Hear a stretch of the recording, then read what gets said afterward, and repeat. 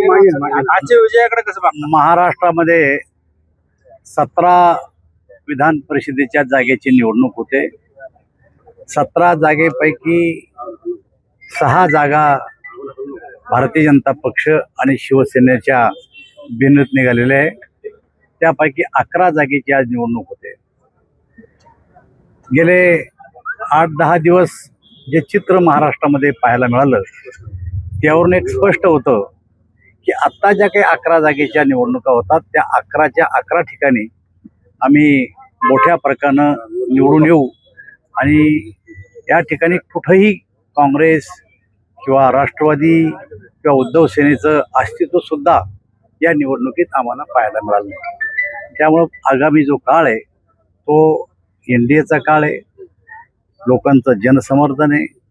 लोकसभेत जर सोडलं तर विधानसभा, नगरपालिका, जिल्हा परिषदा, पंचायत समित्यात मोठ्या प्रमाणावर यश मिळालं. त्याच पद्धतीप्रमाणे याही ठिकाणी आम्हाला यश मिळणार आहे. ठाकरे गटाचे 6 खासदार वेगळा गट स्थापन केलेला आहे. कालपासूनच्या घडामोडी तुम्ही पाहताय, काय म्हणाल तुम्ही या संदर्भात? तो शिवसेनेचा अंतर्गत प्रश्न आहे. त्याच्यामध्ये भारतीय जनता पार्टीचा कुठल्याही प्रकारचा हस्तक्षेप नाहीये. तो त्यांच्या पक्षाचा विषय आहे. पण हे सगळं भाजप करताय, फक्त शिंदेच्या खांद्यावर बंदूक ठेवली असा आरोप विरोधक करतात. जे काही त्यांच्या अंतर्गत वादातून घडतं त्याला भाजपचं ते नाव घेतात. हा त्यांचा कमकुवतपणा आहे. काल संजय राऊतांनी शिवेगाळ सुद्धा केली. असं आहे, ती त्यांची संस्कृती आहे. ही पहिली वेळ नाही आहे त्यांची. अनेक वेळेस अशा प्रकारच्या भाषेचा उपयोग त्यांनी केलेला आहे आणि त्यामुळे त्यांना अशा प्रकारचे दिवस आलेले आहे. कदाचित संजय राऊताची भाषा जर चांगली असती तर आज जी उद्धव ठाकरेवर पाळी आली ती आली नसती. ऑपरेशन टायगर होईल.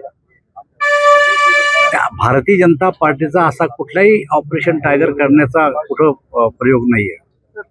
आता जालना शहरात पत्रकार हल्ले व्हायला लागले, गुन्हेगारी वाढली, याकडे काय पाहणार दादा? मला असं वाटतं की अशा प्रकारचे हल्ले होऊ नये आणि त्यासाठी आम्ही दखल घेतली आणि पत्रकारांनी सुद्धा त्याची दखल घेतलेली आहे. तुम्ही आमचा पक्ष तोडला तर आम्ही तुम्हाला तोडू, असा थेट इशारा संजय राऊत देताना मला असं वाटतं की राजकारणामध्ये कोणी कोणाला तोडत नसतं आणि कोणी कोणाला मोडत नसतं. तोडतो तो मतदार, जोडतो तो मतदार. आज मतदाराने त्यांना पूर्णपणे तोडून टाकलेलं आहे. राहिले सायले काल तोडलंय. त्यामुळे आता आमच्या सारख्यावर अशा प्रकारचे बेछूट आरोप करणं भारतीय जनता पार्टीवर हे त्यांचं चुकीचं आहे. त्यांचा आपेस झाकवण्यासाठी कोणावर राग काढतील ते आमच्यावर काढतात. तर यानंतर त्यांची परिस्थिती कशी असेल? कारण तुम्ही सातत्यानं उद्धव ठाकरेंवरती टीका केली होती, ठाकरे बंधूवरती केली होती. आता कालच्या घटनेनंतर आमचं आणि उद्धव साहेबांचं काही वैर नाहीये. त्यांच्या धोरणाला आमचा विरोध आहे.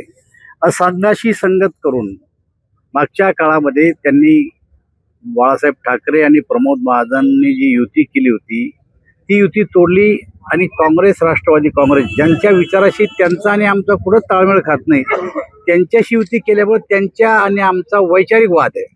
त्यांचा आमचा वैयक्तिक वाद नाही आहे आणि त्याचा परिणाम म्हणून जनतेनं त्यांना त्याची पनिशमेंट दिलेली आहे. ती महापालिकेतही दिली, जिल्हा परिषदला दिली आणि विधानसभेत पण दिली. नाही, आता 2029 ची परिस्थिती ठाकरे सेनेची कशी राहिली? ठाकरे, मी मागच नगरपालिकेच्या निवडणुकीत सांगितलं होतं की त्यांचं अस्तित्व शिल्लक राहणार नाही. तेव्हा त्यांनी माझ्यावर छत्रपती संभाजीनगरला येऊन टीका केली आणि त्यानंतर ज्या निवडणुका झाल्या त्यांची परिस्थिती केविलवाणी झाली. हे मी नव्हतो बोलत, हा माझा अंदाज नव्हता. हिंडून फिरून जे काही जनतेमधलं मत होतं ते मत मी त्यावेळेस व्यक्त केलं होतं आणि ते दिवसेंदिवस खरं ठरतंय. राज्यातले पण ठाकरेंची काही अंदाज होतील असं वाटतं? हा त्यांचा विषय, कोणाचा? दोन्ही शिवसेनेचा. भाजपचा अशा प्रकारचा कुठलाही प्लॅन नाही. भाजपच्या संपर्कात काही आहेत?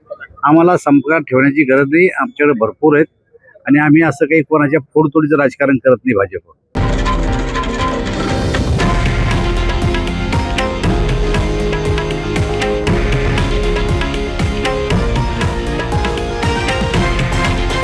हे आहे देशातील नंबर 1 न्यूज नेटवर्क आणि आपण पाहत आहात TV9 मराठी, एकमेव.